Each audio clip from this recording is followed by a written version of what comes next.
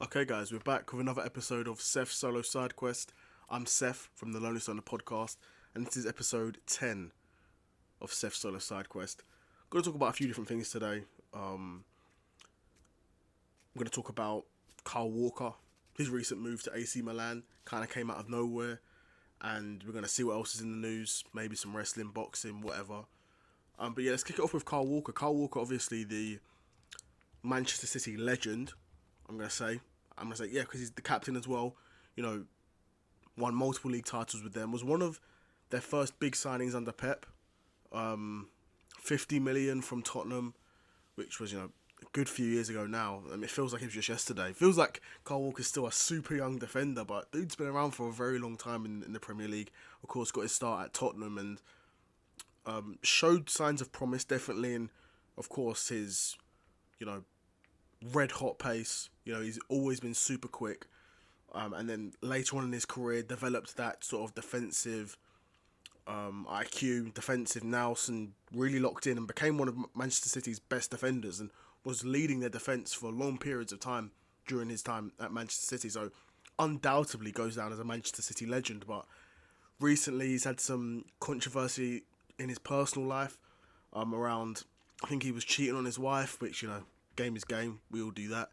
Cheating on his wife and had like a second family or whatever. It's crazy stuff. Crazy stuff. For a guy who's that rich, does not need to be doing all this stuff. Like, just pay a quick girl, hotel room quickly.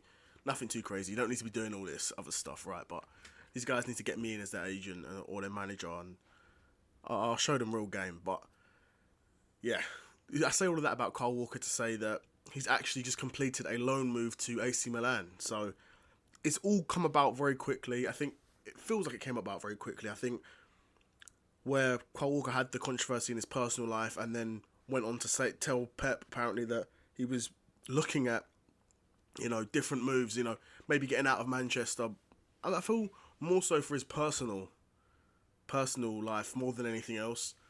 And now he's secured a loan move to AC Milan for the remainder of the season. Now, AC Milan, I haven't got the Serie A league title up right now, but they're a team that's got a nice English core, actually. Now that I'm thinking about it, they've got Fikayo Tomori, Ruben Loftus-Cheek, Tammy Abraham.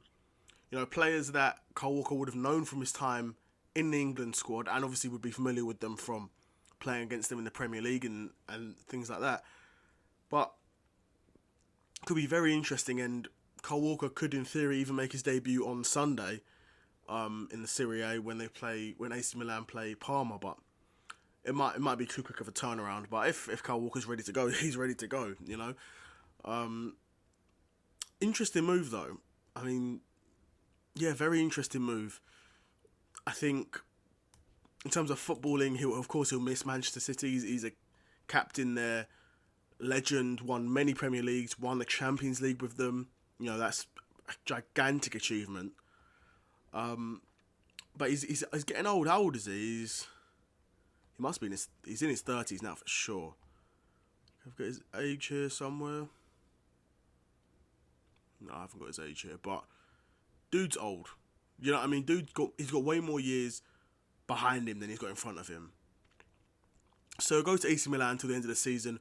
Maybe AC Milan will make that move permanent. I'm not sure. I don't know why you'd want to sign a player this old on a permanent deal, but if it's cheap, if it's short term, then it could make sense for AC Milan. And of course, Man City, they've more than recouped their money on him. They spent 50 million on him, but he's had 319 appearances for Man City, won multiple Premier Leagues, won the Champions League with them. Like, Man City got their money's worth for him. So even if they let him go for a couple million or for free, I don't know what his contract situation is like. If his contract's up, then they could just sign him for free. But yeah, very, very interesting with Carl Walker, and we'll see what happens with him now that he's going to be at AC Milan to the end of the season. Will he play? That's a good question. I don't know who AC Milan are currently playing at their right back. Is it right back Carl Walker plays? Left back position. No, it's right back. It is right back. Carl Walker is a right back. Who they're currently playing at the right back position. So, I don't know. Maybe Carl Walker's a huge upgrade. Who knows? It's AC Milan. It's Yeah, Serie A, no one's watching that. But good luck, bro.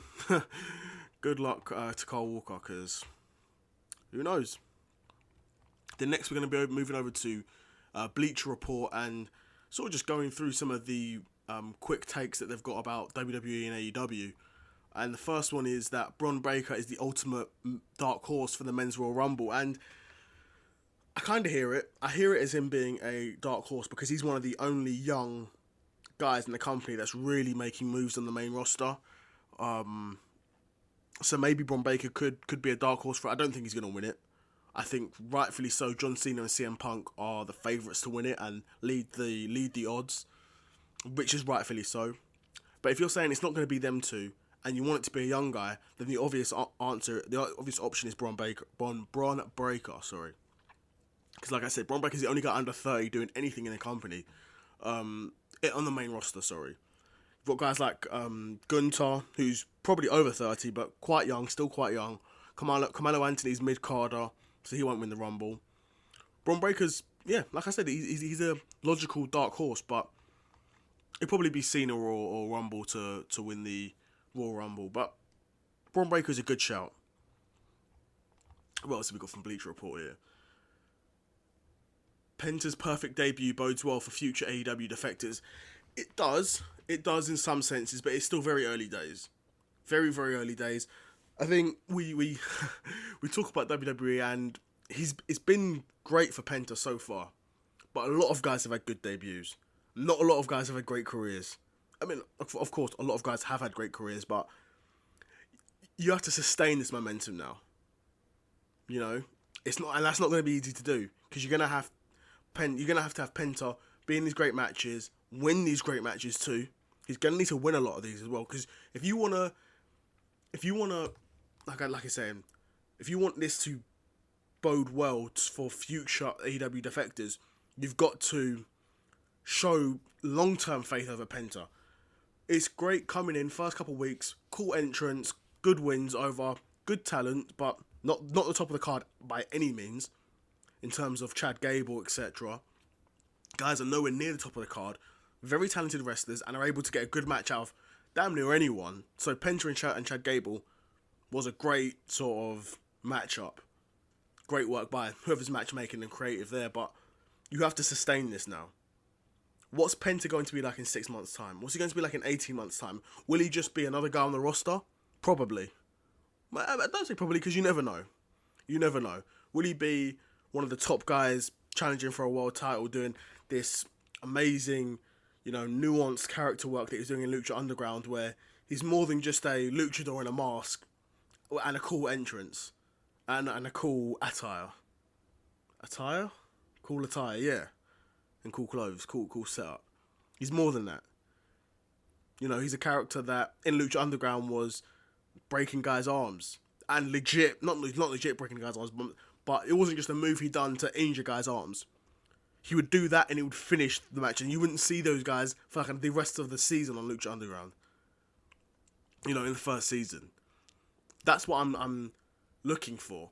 I'm not comparing Penta's run in AEW and TNA to this WWE run. I'm comparing Penta's WWE run to his Lucha Underground run, which is always going to be the bar for me when it comes to Pentagon and a lot of these ex-Lucha Underground guys. Of course, you had Santos Escobar, who was formerly King Cuerno in Lucha Underground. He's an absolute scrub in WWE. And you can say, he's had this storyline, won these matches. When his music hits, there is no reaction. They took King Cuerno, took the mask off, made him a super generic, super boring character. And then, of course, to be fair, when he came in, he won the NXT Cruiserweight tournament or something, or Cruiserweight title, or something like that, when he first came in. But I'm like, okay, you've got King Cuerno, you've taken his mask off, made him boring, but he's won this match. Let's see what happens with him. Nothing really happened with him. I think he had that storyline with the LWO and all that, but it's the LWO, man. Who's really paying attention to that? I know my boy Evan, who do my podcast with, he's a huge Rey Mysterio fan, but yeah, who's really watching for the LWO? But likewise, I think for me it's still way too early to tell regarding Penta's WWE run. I know Penta, the in-ring talent is not a question for me with Penta. It's if WWE will give him those big moments, put him over in those big moments, and give him the opportunity to do the character work that he was doing in Lucha Underground. The opportunities that he didn't really get in TNA or AEW. So it's still early, jury's still out for me. But what else have we got here from Bleacher Report? Samoa Joe returning can breathe much needed new life into the AEW product. I don't know, man. I don't know. Samoa Joe's getting pretty old at this point. Samoa Joe is no spring chicken by any means. He's a guy throughout his career sort of had problems with injuries. At times worse than others, but come on, Joe. Senior Joe. He's talented and he can still put on a great match, to be fair. His promos are still always going to be good and can put on a good match, so Samoa Joe could breathe much needed new life into the AEW product, but he's not saving AEW. He's not turning around this ship. I think he returned to save Hook, so I imagine he's going to be doing a little tag team thing with Hook, and then the Learning Tree and Chris Jericho, and they might have a feud there, but hopefully that doesn't last too long, and then Samoa Joe will go into a feud with someone like Jon Moxley or something. But again, the sooner the AEW World Title comes off Jon Moxley, and the sooner the Death Rider storyline ends, the better for AEW. It would be a lot better for AEW the sooner the Death Rider storyline ends, and maybe Samoa Joe will help bring an end to that. So in that case, then yes. But if they just bring him back to maybe win a match against Jericho, then go on for a world title shot, and then lose, you're not really turning around AEW. You're not really like they're saying, breathing new air into life into AEW. It's not really happening. But we'll see what happens with AEW. They've got opportunities there. They've got a lot of big stars there, but they need to just connect the dots. Try something different. I mean, definitely put an end to the Death Rider storyline, because I think that's just been oversaturated, overdone. They're a very weird stable in terms of no one knows why they're together, because they're just, 4 or 5 guys like to beat people up? Cool, bro. Why are you a stable? Like, what's the beginning, middle, and end of this storyline, which is very much a Tony Khan sort of trait in terms of putting these stables together and having absolutely no reason for them to be together, apart from it just looking like a cool moment, this is what Tony Khan is. Tony Khan's essentially, and I hate to say it because I do like AEW, I really did like AEW at the start, and the idea of it being an alternative product and more places for these guys to work, I definitely appreciate and really do like about AEW, but Tony Khan, I don't think he's quite the creative mind he needs to be to run 2, used to be 3, but run 2-hour TV shows every week, plus a pay-per-view, a couple pay-per-views a year. For one person to be doing that, who's never done it before, is not going to be easy. And of course he's got a team around him, but that team, it seems to be the line leading the blind at this point, but we'll see what's next for AEW. We'll see if Samoa Joe can breathe new life into the company. We'll see. But that's it from me. A bit of a short one today. I'll probably jump back on for another episode. It won't be the same day for you because this video will be uploaded sometime next week. But yeah, I'm out. It's been Seth from the Lonely Thunder Podcast. This has been episode 10 of the Seth Solo Side Quest, and I'm out. Peace.